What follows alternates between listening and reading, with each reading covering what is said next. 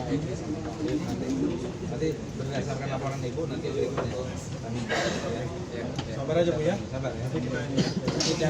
Mereka juga tidak perlu untuk ditahan ya. Mereka adalah warga negara yang baik. Pak Kiflan itu tentara TNI yang sudah mengabdi bagi Republik. Ya, saya juga diminta untuk ikut menjamin, saya ikut menjamin penangguhan saudara Egy. Saya kira alasannya alasan kemanusiaan, apalagi ada mengidap penyakit, dan juga ini juga mau Hari Raya Idul Fitri gitu ya. Bagi seorang Muslim, Hari Raya Idul Fitri adalah tempat berkumpul dengan keluarga. Kalau untuk tahanan yang lain yang terkait 2122 belum bisa saya menjenguk karena mungkin nanti saya menerima dulu laporan-laporan ini saya dari mereka. Saya kan ini menindaklanjuti juga laporan waktu itu dari keluarga Pak Egy Sujana. Waktu itu istrinya datang DPR, anak-anaknya juga datang DPR, dan pengacaranya juga demikian, Pak Lius juga. Nah, nanti yang mengenai mereka yang ditahan karena aksi tanggal 21-22, saya kira nanti kita akan ajukan lagi untuk melihat ke sini. Ya. Mustafa sendiri. Bentar aja nanti. Iya ya. Sini Pak. Sorry. Di mana? di mana tadi Bang kondisi Di mana, Pak? Di mana? Di sini. Ya baik, saudara-saudara. sebentar Bang.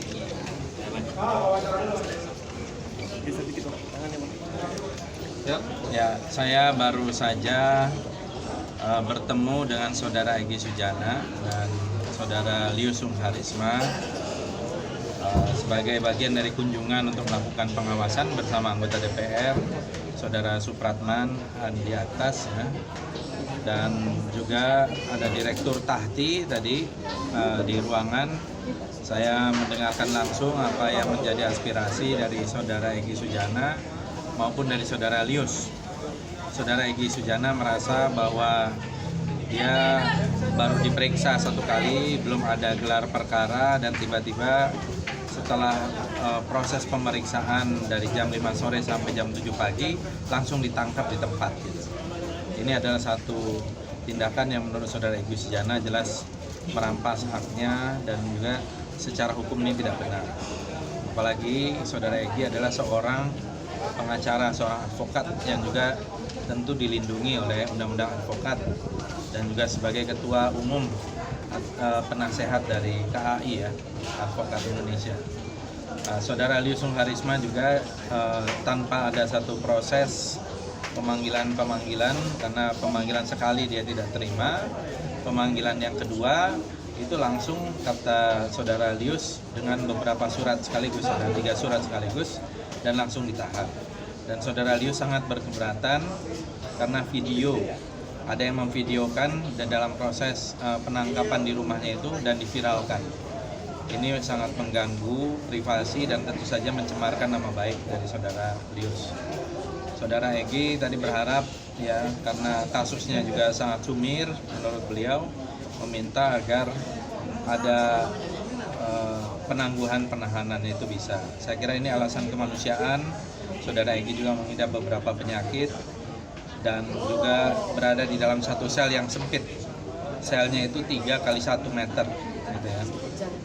Dan juga ada riwayat penyakit macam-macam yang saya kira bisa juga ini fobia terhadap tempat sempit dan sebagainya, sehingga bisa ada halusinasi dan sebagainya. Kemudian mereka berharap ya ada keadilan ya, karena tuduhan-tuduhan ini tidak mempunyai dasar yang kokoh, tidak mempunyai dasar yang kuat. Ini lebih bernuansa kepada politik dan kekuasaan ketimbang penegakan hukum. Ini yang disampaikan oleh baik saudara Egy maupun saudara Lius. Tentu ini masukan-masukan yang berharga karena langsung dari sumbernya, bukan dari media, bukan dari lawyer, dan saya kira ini tugas DPR juga untuk melakukan pengawasan sesuai dengan konstitusi, sesuai dengan undang-undang. Selebihnya saya kira yang lain sih berjalan dengan baik. Saya kira itu. Cukup. Ada bantuan hukum nggak Bang nanti Bang? Bantuan hukum kan sudah dijalankan ya, dan bantuan hukum sudah jalan, Cuma tadi saudara Lius berharap agar proses untuk menjenguk bisa lebih dipermudah, tidak menunggu lama gitu aja. Ya, begitu juga saudara Egy Sujana, ya, dan saya kira hal-hal yang lain sih tidak ada sesuai dengan ini. Pak, tadi juga masa pendemo juga nggak?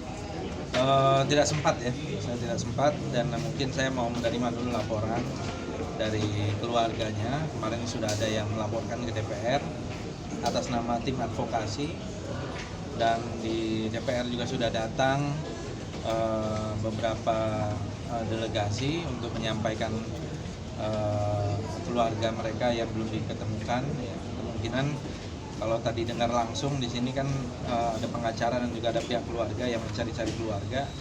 Mereka kesulitan untuk menemukan di mana keluarga mereka.